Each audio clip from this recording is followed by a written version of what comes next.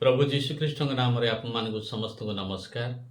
धन्यवाद देउछि श्रोता माने आप मानकर प्रेम पई आप मानकर प्रार्थना पई। आपन प्रेम आपन प्रार्थना ही मो हृदय भितर उत्साह आणुछि पुनर्बार यूट्यूब माध्यम रे आप मान निकट को पहुँचवा पाई। तो आसंतु डेरी करबानी। आज शीर्षक होउछि heaven is waiting for you. स्वर्ग आपन पई अपेक्षा करूअछि। स्वर्ग आपन पई अपेक्षा करूअछि। Heaven is waiting for you. प्रिय प्रभु संतान माने जो जगत रे आम अच्छु यही जगत दुखर जगत कष्ट जगत जंत्रणा जगत किंतु स्वर्ग आपण पे अपेक्षा अच्छी। एडी किछि वर्ष रहिबा किछि दिन रहिबा जानिनु अनिश्चित माने एडी केते दिन थिबा किंतु आमे निश्चित जे स्वर्ग रे अनंत काल पर्यंत रहिबा पितांग सहित रहिबा। सेठी आनंद ही आनंद थिबो। दुख सेठी खोजिले भी आमे पाइबा नहीं। प्रिय प्रभु संतान माने यह सबुठारु खुशीर मेसेज आपण पई ओ मो पई। तो आसंतु प्रभु वाक्यरु किछि अंश मु पढ़िबा पई चाहूछि। पुनर्बार आपको शीर्षक मन पकई देउछि heaven is waiting for you. स्वर्ग आपण अपेक्षा करूअछि। स्वर्ग आपण अपेक्षा अछि। तो प्रभु वाक्यरु किछि अंश पढ़िबा। रम्य पुस्तक तार 8 पर्वर 18 पदटी मु पढ़ुअछि। कारण मो विचार रे जेहु गौरव आमान प्रति प्रकाशित हेबो ताहा तुलना रे एही वर्तमान कालर दुख भोग किछि ही नुहे। प्रिय प्रभु संतान परमेश्वर वाक्य आमान को कहे जने माँ जेते बड़े प्रसव वेदना रे व्यथित होउथाए सेही समय आउ से प्रसव वेदना को से भ्रूक्षेप करे नहीं। से प्रसव वेदना को से हेय ज्ञान करे काहे किना एक से संतान को जन्म देवा पई जाउछि बोली। आउ जेते बड़े से संतान को जन्म दिए आउ देखे से समय तार निजर समस्त प्रसव वेदना को भूली जाए। प्रिय प्रभु संतान माने परमेश्वर वाक्य सत्य वाक्य अटे। परमेश्वर वाक्य सत्य वाक्य अटे। प्रभु प्रतिज्ञा करिसेंती परमेश्वर वाक्य रे आकाश व पृथ्वी टळिबो। आकाश व पृथ्वी टळिबो। आकाश को देखिले आमान को दिने टळिबो बोली लागु नाही। ए पृथ्वी को देखिले मध्य ताहा दिने टळिबो बोली आमान को लागु नाही। किंतु परमेश्वर कहिसेंती आकाश व पृथ्वी टळी जाई पारे किंतु परमेश्वर वाक्य केबे भी टळिबो नाही। अर्थात परमेश्वर जहा कहिसेंती तांको प्रत्येक प्रतिज्ञा रे हां तांको पाखरे अछि। जो पदटी आमाने पढिबा पई जाउछु आमानकर जीवन पई ताहा बहुत गुरुत्वपूर्ण अटे। काइना प्रत्येक दिन आमाने समस्यार सम्मुखीन होउछु। प्रत्येक दिन कष्टर सम्मुखीन होउछु। प्रत्येक दिन दुखर सम्मुखीन होउछु। प्रत्येक दिन आमे केही ना केही कांदुछु केही ना केही निराश होउछु हताश होउछु। अनेक तो भावंती जे जीवन को से माने शेष करदे बोली एते बड़ भूल स्टेप नेबा पई मध्य अनेक पछ गुंचा करू नांती। अनेक आमाने चतुर्पार्श्व देखुचे प्रकार घटना गुडी को मते घटुछि किंतु प्रभु को आमाने जेहेतु जानिछु आमाने से प्रकार केबे मते से भूल न करू। कारण प्रभु को वाक्य आमान को जानिबा को हेबो। प्रभु को वाक्य को मने रखिया को हेबो। परमेश्वर को वाक्य अनुसार आमाने भाबिया को हेबो ता चिंता करिया हेबो तांको इमेजिन करिया हेबो ता ग्रहण करिया हेबो। प्रिय प्रभु संतान माने तो प्रभु वाक्य कहे ना कारण मो विचार रे प्रेरित पाउल कहंती प्रभु सेवक कहंती जे कि परमेश्वर को दर्शन करथिले जहां को प्रभु दमेशक पथरे आह्वान कले से साक्षात कले तांको देखिले आ से कहंती मु अयोग्य मानक मध्य जणे मु तांको दर्शन कली शेष रे कहउछंती। तो से ए साक्ष्य दियंती तांको द्वारा परमेश्वर वाक्य आपन का मते कहे कौन कारण मो विचार रे ताहांको विचार रे से विचार करूछंती। कौन विचार करूछंती ना ए जगतर दुख को विचार करूछंती जगतर कष्ट को विचार करूछंती जगतर अभाव को विचार करूछंती जगतर थिबा कांदिबा विषय को विचार करूछंती जगतर थिबा समस्त विपरीत विषय को विचार करछंती अपमान को विचार करछंती निंदा को विचार करछंती उल्लंघता को विचार करछंती। ओसी कहउछन तांका यात्रा मध्ये खुदित तृषित रे उल्लंघता रे विपद रे नदीर विपद रे प्रांतर विपद रे सजाति विपद रे विजाति विपद रे ए समस्त से सम्मुखीन करछंती सामना करछंती ଆଉ ସେ କହନ୍ତି ଆପଣ ଆଉ ମୋ ଠାରୁ ଅଧିକ ଦୁଃଖ ଭୋଗ କରୁଥିବା ବ୍ୟକ୍ତି ହେଉଛନ୍ତି ପ୍ରେରିତ ପାଉଲ। ସେ ଏ କଥା କହନ୍ତି ମୋ ବିଚାରରେ, ସେ ଏକ ବିଚାର କରୁଛନ୍ତି ଆଉ ତାଙ୍କ ବିଚାରରେ ଆଉ ସେ କହୁଛନ୍ତି ଯେଉଁ କଣ ଯେଉଁ ଗୌରବ ଆମ୍ଭମାନଙ୍କ ପ୍ରତି ପ୍ରକାଶିତ ହେବ, ଯେଉଁ ଗୌରବ ଆମମାନଙ୍କ ପାଇଁ ପ୍ରକାଶିତ ହେବ, ଯେଉଁ ମହିମା ଆମ ପାଇଁ ପ୍ରକାଶିତ ହେବ, ଯେଉଁ ଆନନ୍ଦ ଆମ ପାଇଁ ପ୍ରକାଶିତ ହେବ, ଯେଉଁ ଖୁସି ଆମ ପାଇଁ ପ୍ରକାଶିତ ହେବ, ଯେଉଁ ସମ୍ମାନ ଆମ ପାଇଁ ପ୍ରକାଶିତ ହେବ, ସେହି ତୁଳନାରେ ଏହି ବର୍ତ୍ତମାନ କାଳର ଦୁଃଖ ଭୋଗ କିଛି ବି ନୁହେଁ କହୁଛନ୍ତି। ବର୍ତ୍ତମାନ ଯୁଗର ଦୁଃଖ ଭୋଗ କିଛି ବି ନାହିଁ। ପ୍ରତ୍ୟେକ ଦିନ ଆପଣମାନେ ଦୁଃଖର ସାମ୍ନା କରୁଛନ୍ତି, ସମସ୍ୟାର ସାମ୍ନା କରୁଛନ୍ତି, କଷ୍ଟର ସାମ୍ନା କରୁଛନ୍ତି, ଅଭାବର ସାମ୍ନା କରୁଛନ୍ତି, ନିରାଶ ହେଉଛନ୍ତି, ହତାଶ ହେଉଛନ୍ତି, କାନ୍ଦୁଛନ୍ତି। ଅନେକ କଥା ଆପଣ କାହାକୁ କହିପାରୁଛନ୍ତି, ଅନେକ କଥା ଆପଣ କାହାକୁ କହିପାରୁନାହାନ୍ତି। ଏ ପ୍ରକାର ହୃଦୟର ବେଦନା ବି ଆପଣଙ୍କ ପାଖରେ ଅଛି, ଏ ପ୍ରକାର ଦୁଃଖ ବି ଆପଣଙ୍କ ପାଖରେ ଅଛି, ଏ ପ୍ରକାର ଯନ୍ତ୍ରଣା ବି ଆପଣ ଭିତରେ ଅଛି। ସେହି ସମୟରେ ଆଖିର ଲୁହକୁ ପୋଛି ଦେଇ ନିଜକୁ କହିବା, ନିଜକୁ ବୁଝେଇବା, ଏହି ଜାଗାରେ ଅଛୁ, ଆମେ ଯାତ୍ରା କରୁଛୁ, ଆମେ ନିଜ ଘରେ ନାହୁଁ, ଆମେ ନିଜ ଜାଗାରେ ନାହୁଁ, ଆମେ ପର ଜାଗାରେ ଅଛୁ। ନିଜକୁ କହିବା, ନିଜ ଲୋକମାନଙ୍କୁ ବୁଝେଇବା, ଆମମାନେ ପରଦେଶରେ ଅଛୁ। ଅନେକ ତ ମୁଁ ଜାଣେ ତାର ନା କଣ, ଅନେକ ମୁଁ ଜାଣେ କାରଣ ମୁଁ ତାର ସାମ୍ନା କରିଅଛି। ଅନେକ ଘଣ୍ଟା ପର୍ଯ୍ୟନ୍ତ ଭୟଭୀତ ହେଇ ମୋ ପରିବାର, ମୁଁ ଚିନ୍ତିତ ରହିଯାଇଥିଲୁ। ଅନେକ ସମୟ ପର୍ଯ୍ୟନ୍ତ ମୁଁ ଜଙ୍ଗଲରେ ଥିଲି, ଲୁଚି ଲୁଚି କାହା ଫୋନ କରୁଥିଲି, ଥାନାକୁ ମୁଁ ଫୋନ କରୁଥିଲି, ଅନେକ ଲୋକଙ୍କୁ ଫୋନ କରୁଥିଲି, ସାହାଯ୍ୟ କର, ଆମମାନଙ୍କୁ ଉଦ୍ଧାର କର ବୋଲି। ତ ସେଦିନ ଗୁଡ଼ିକ ମୁଁ କେବେ ଭୁଲିବି ନାହିଁ। ତ ଆପଣମାନେ ପୃଥିବୀର କୋଉ କୋଣରେ ଅଛନ୍ତି ଜାଣିନାହିଁ, ଯଦି ଆପଣ କଷ୍ଟର ସାମ୍ନା କରୁଛନ୍ତି, ଦୁଃଖର ସାମ୍ନା କରୁଛନ୍ତି, ଯନ୍ତ୍ରଣା ସାମ୍ନା କରୁଛନ୍ତି, ତ ଏ କଥାକୁ ନିଜକୁ କୁହନ୍ତୁ, ଦିନେ ଆନନ୍ଦର ସମୟ ଆସୁଛି, ଆମେ ନିଜ ଘରକୁ ଫେରିବା, ଆମେ ନିଜ ବାପା ପାଖକୁ ଫେରିବା, ନିଜ ସ୍ଥାନକୁ ଫେରିବା। ଆଉ ସେ ଜାଗାରେ ଯୋଉ ଆମ ପାଇଁ ମହିମା ଅଛି, ପ୍ରଭୁଙ୍କର ବାକ୍ୟ କୁହେ ଏ ଜଗତର ଦୁଃଖ ଭୋଗ ତା ତୁଳନାରେ କିଛି ବି ନୁହେଁ ବୋଲି, ଏ ଜଗତର ଦୁଃଖ ଭୋଗ ତା ତୁଳନାରେ କିଛି ବି ନୁହେଁ ବୋଲି, କିଛି ବି ନୁହେଁ ବୋଲି। ଆଜି ଆପଣ ଯନ୍ତ୍ରଣା ଭୋଗ କରୁଛନ୍ତି କି? ଆଜି ଆପଣ ବେଡରେ ପଡ଼ି ଅନେକ ଦିନ ପର୍ଯ୍ୟନ୍ତ ପୀଡ଼ିତ ଅଛନ୍ତି କି? କଷ୍ଟ ଭୋଗ ଅନୁଭବ କରୁଛନ୍ତି କି? ନିରାଶ ହେଉଛନ୍ତି କି? ହତାଶ ହେଉଛନ୍ତି କି? ଆପଣଙ୍କୁ କେହି ପ୍ରେମ କରିବା ବ୍ୟକ୍ତି ନାହିଁ କି? ଆପଣ ପାଖରେ ବସିକି ଭଲ ମନ୍ଦ କହିବା ପାଇଁ ବ୍ୟକ୍ତି ନାହିଁ କି? ହୋଇପାରେ ବେବେଳେ ନିଜ ଲୋକମାନେ ଆମକୁ ପଚାରନ୍ତି ବି ନାହିଁ, ବୁଝନ୍ତି ବି ନାହିଁ, ଶୁଣନ୍ତି ବି ନାହିଁ। ସମୟ ଥିଲା ଯେଉଁମାନେ ଆମକୁ ପ୍ରେମ କରୁଥିଲେ, ସମୟ ଥିଲା ଯେଉଁମାନଙ୍କୁ ଆମମାନେ ପ୍ରେମ କରୁଥିଲୁ, ଏହି ପ୍ରକାର ବ୍ୟକ୍ତିମାନେ ବି ଆମଠୁ ଦୂରେଇ ଯାଇଛନ୍ତି ନା। କିନ୍ତୁ ପ୍ରେରିତ ପାଉଲ କହନ୍ତି, ପ୍ରଭୁଙ୍କ ବାକ୍ୟ କୁହେ ଆଉ ଏ ବର୍ତ୍ତମାନ କାଳର ଦୁଃଖ ଭୋଗ ସେଇ ଗୌରବ ତୁଳନାରେ, ସେଇ ଆନନ୍ଦର ତୁଳନାରେ କିଛି ବି ନାହିଁ, କିଛି ବି ନାହିଁ।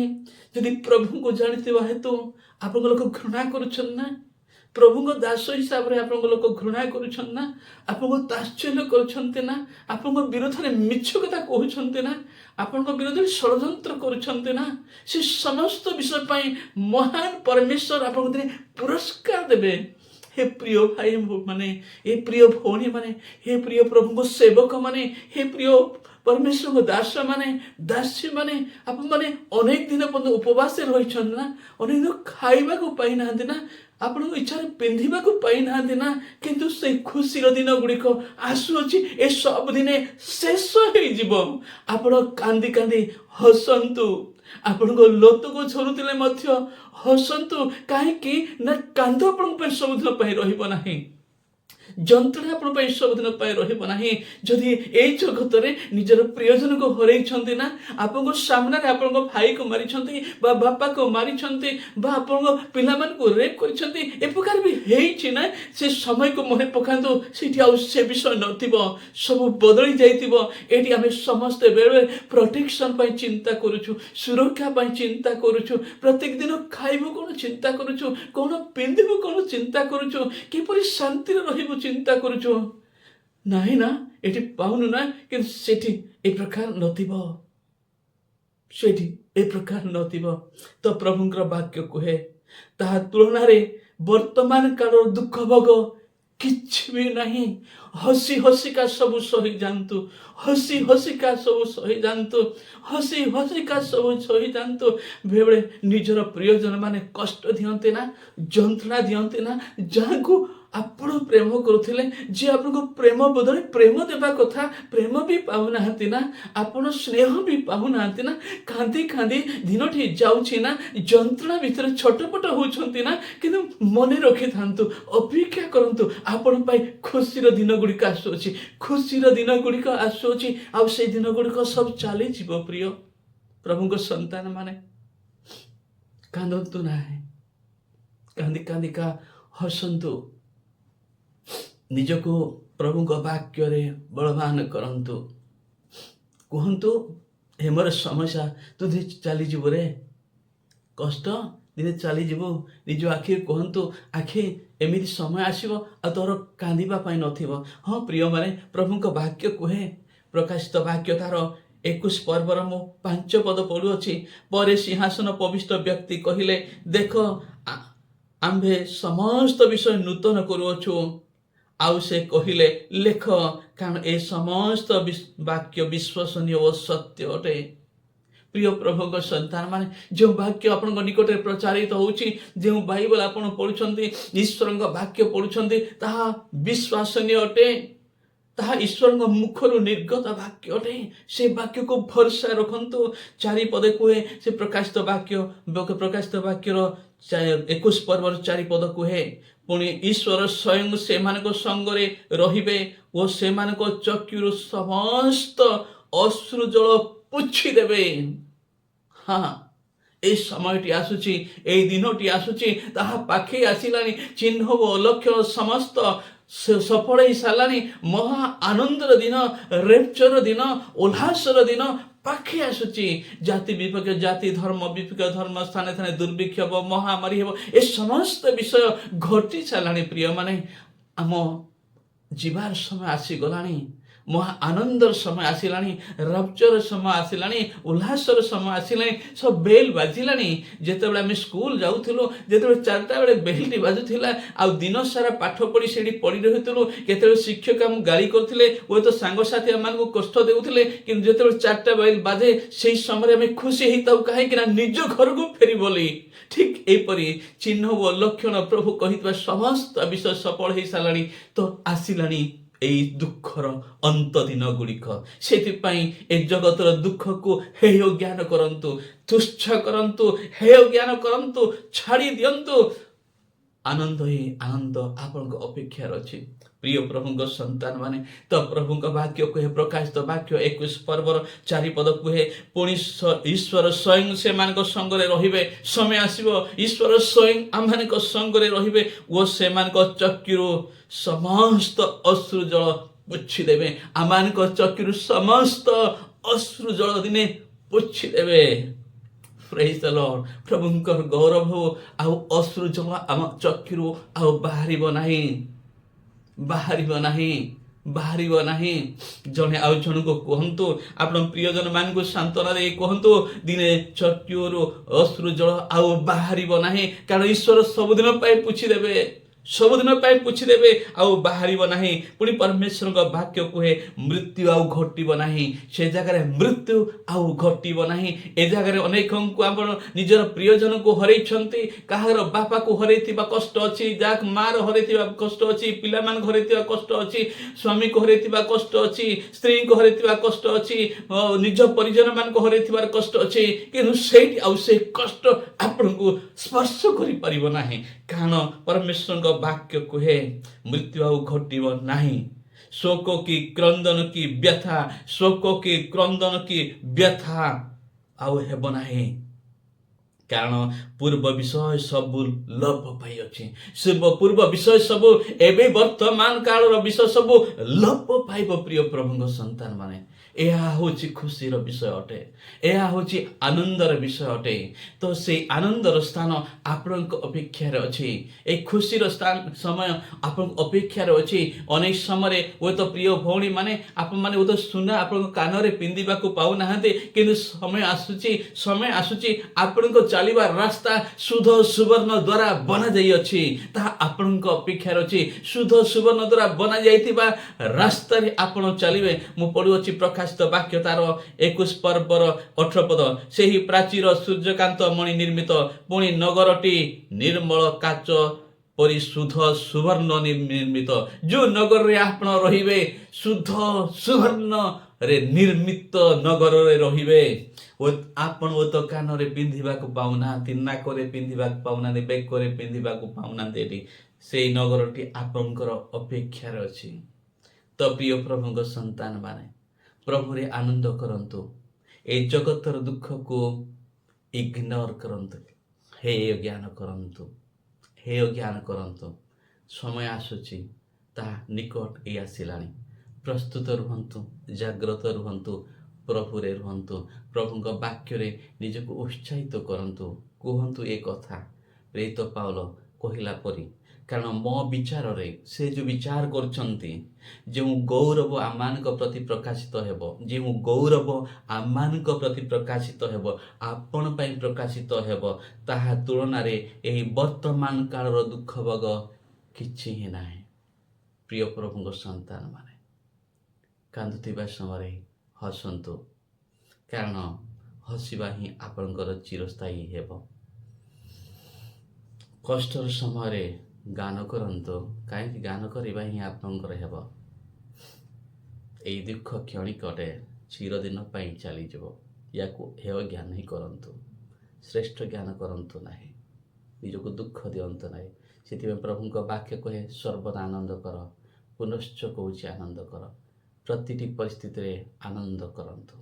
ପ୍ରଭୁ ଯୀଶୁ ଆପଣମାନଙ୍କୁ ଆଶୀର୍ବାଦ କରନ୍ତୁ। ଭୁଲନ୍ତୁ ନାହିଁ, ଶୁଦ୍ଧ ସୁବର୍ଣ୍ଣ ନିର୍ମିତ ନଗରଟି ଆପଣଙ୍କ ଅପେକ୍ଷାରେ ଅଛି।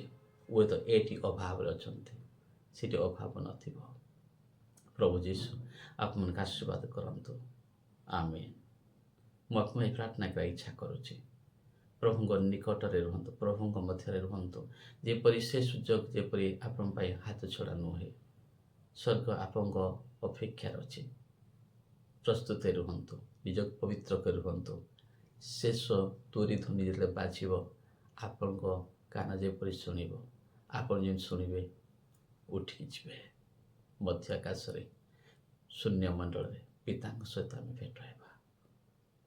ହୁଏତ ଆଜି ଆମମାନେ ଜଣେ ଆଉ ଜଣଠୁ ଦୂରେଇ ଅଛୁ, ସେ ସମସ୍ତେ ଏକତ୍ର ରହିବା। ସେ ସମୟ ଆସୁଛି। The heaven is waiting for you. ସ୍ୱର୍ଗ ଆପଣଙ୍କ ଅପେକ୍ଷାରେ ଅଛି, ସ୍ୱର୍ଗ ଆପଣଙ୍କ ଅପେକ୍ଷାରେ ଅଛି। ପ୍ରଭୁ ଯୀଶୁ ଆପଣଙ୍କୁ ଆଶୀର୍ବାଦ କରନ୍ତୁ।